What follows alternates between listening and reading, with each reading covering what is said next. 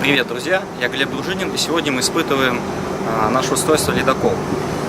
Устройство создано для очистки тротуаров от наледи из прессованного снега. Испытываем мы его летом, сейчас тепло, поэтому мы заморозили от 3 до 5 сантиметров слоев льда на фанеру и покажем вам, что поверхность не разрушается самой фанеры, но при этом лед удаляется. Итак, приступим.